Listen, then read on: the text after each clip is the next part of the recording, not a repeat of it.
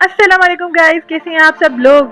तो आज मैंने बनाई है इंडिपेंडेंस डे के हवाले से ये बहुत ही प्यारी सी शर्ट। ये एक बाबा की शर्ट है और यहाँ पे मैंने जो है मीनार पाकिस्तान ड्रा किया है अकॉर्डिंग टू इंडिपेंडेंस डे।